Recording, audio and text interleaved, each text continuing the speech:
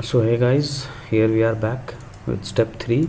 As you can see, step 3 is setting up the OpenVPN access server. For that we'll head to our console and we can see everything is running fine here.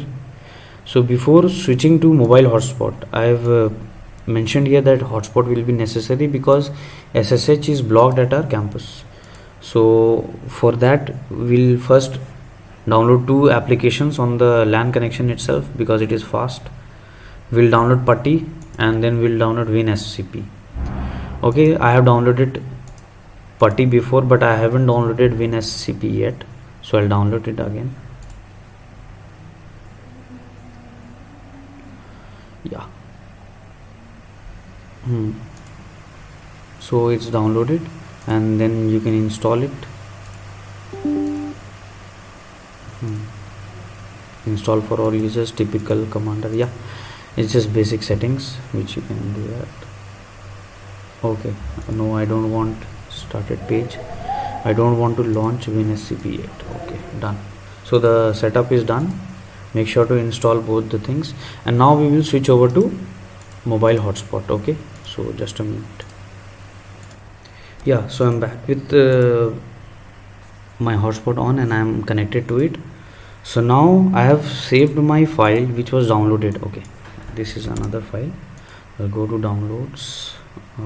It was compressed.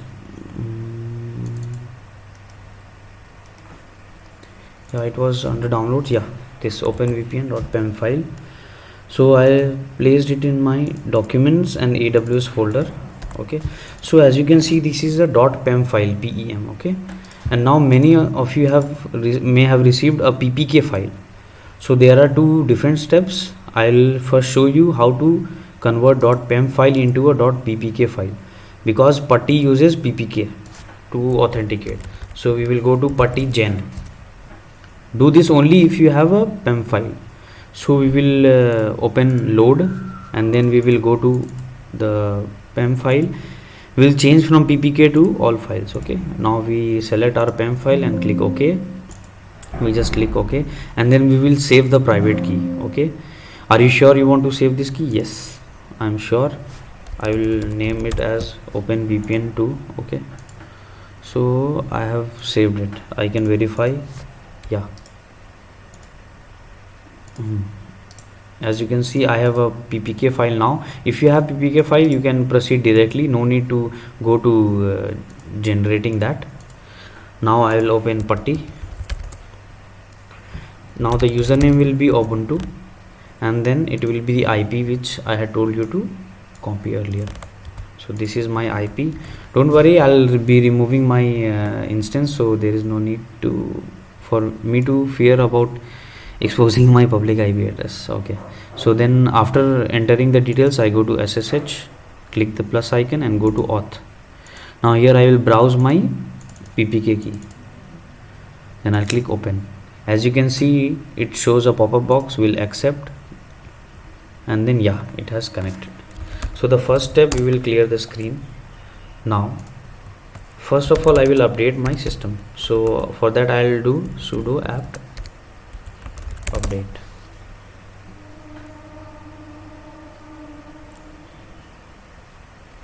Okay, so it shows that some files have not been downloaded, so I'll try again.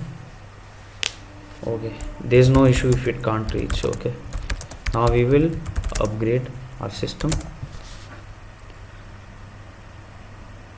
using sudo apt upgrade and then it asks for confirmation, so I entered capital Y and now as you can see, it is updating itself.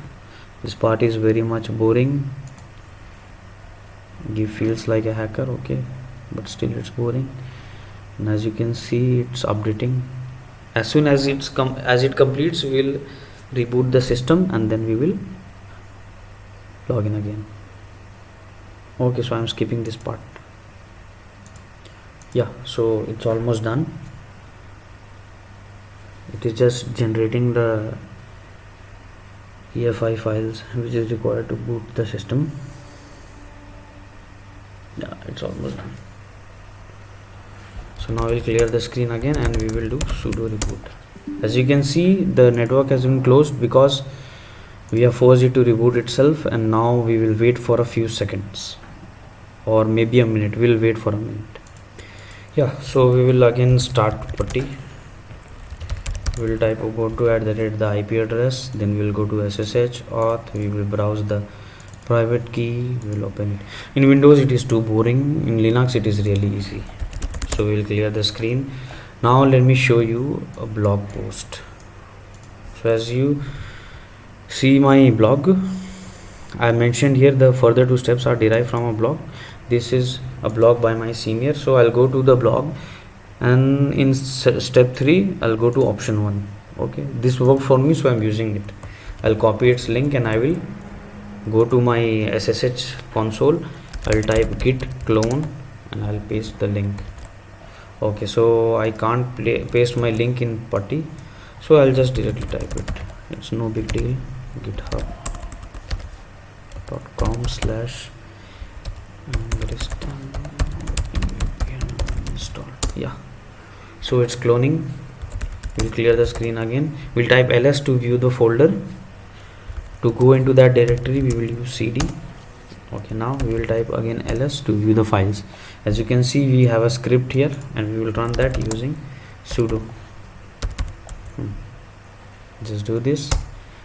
Now it will ask you various options. So the first option it asks is your public IPv4 address. So we will clear this and we will type the same address which we received in the EC2 instance.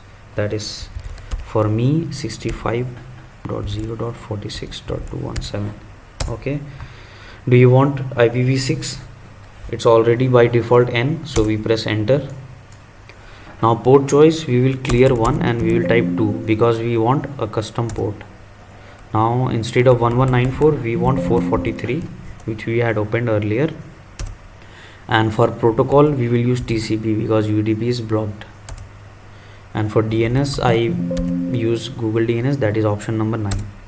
Now just you press enter unless it starts working its magic. As you can see, you will feel like a hacker by this time. Okay, so it's done receiving it files and now it's installing OpenVPN.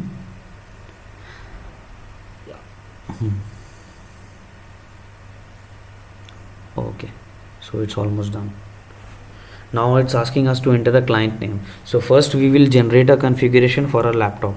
So I'll just name it as laptop. You can name it anything else, you have to remember it. I press enter. It uses, I want a passwordless client, so I will press 1. Okay, so it shows clearly that the client laptop was added. Now I'll clear the screen again by entering clear. Now I want to generate one more config file for Android. So I'll again run the script by sudo openvpn install. Now you see this time there are different options. Now I want to add a new user. Yes, so I'll enter 1. It asks the client name. I'll type Android. Add a passwordless client. Yes. Okay, so it has also been added. Now I'll clear it. Now the next step is copying those files to your Windows. For that I had downloaded Winscp and I will switch on that. Okay, so before that I'll first go to my documents and AWS folder. Okay, now I'll click on new session. I'll type my host name ubuntu at the IP address which I had received. Yeah, and the port number is by default 22. Now file protocol will be SCP, make sure to use that. And then I go to advanced authentication and then I browse my private key again under AWS OpenVPN. Yeah, okay, login. As you can see, it again shows a pop-up video yes, and now it will start the session.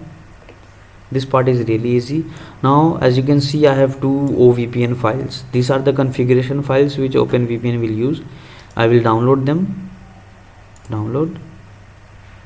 Okay, as you can see, it has finished downloading. I'll just shut down the session. Yeah, so as you can see, I have 2 files in here that are the OVPN files. These are very important and you can use one configuration file for one device. So make sure not to distribute it among your friends so that you won't be able to log in. Okay, so we'll move to step 4. Okay, let's meet again. Bye bye.